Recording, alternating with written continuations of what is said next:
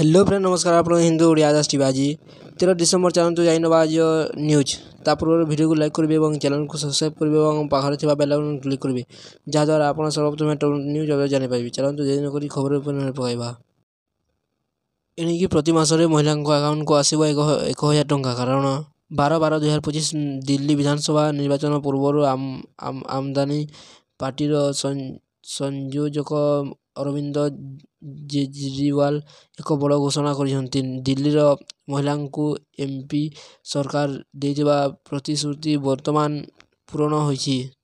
केजरीवाल गुरुवार रे महिला सम्मान योजना घोषणा करिसेंति। एही योजना दिल्ली कैबिनेट बैठक रे अनुमोदन होइछि।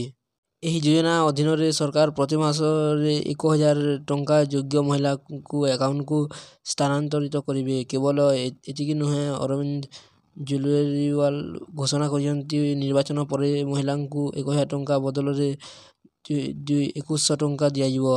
आसंता काली महिला माने एही योजना पाई पंजीकृत करि पारिबे।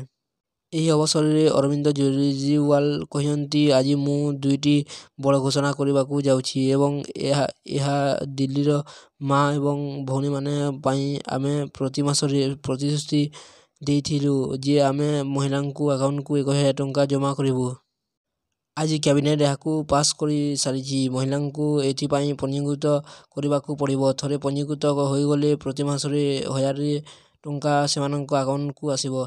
केजरीवाल आहरी कहते आम गत एप्रिल यह आरंभ करने को जाऊँ किंतु दुर्भाग्यवशत यही लोक मैंने मत भूल मामला रे जेल को पठाई।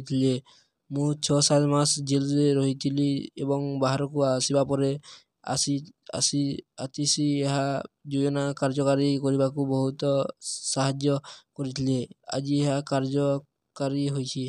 सूचना योग्य दिल्ली रे प्राय 60 लाख महिला अछंती जो मानक मध्यरु प्राय 38 लाख महिला यही योजना पाई योग्य हेबे। वीडियोटी भल लागिले लाइक करेंगे और चैनल को सब्सक्राइब करेंगे और पाखर थिबा बेल आइकन क्लिक करेंगे जहाँद्वारा आपण यह बोली टॉप न्यूज जानि पारिबे।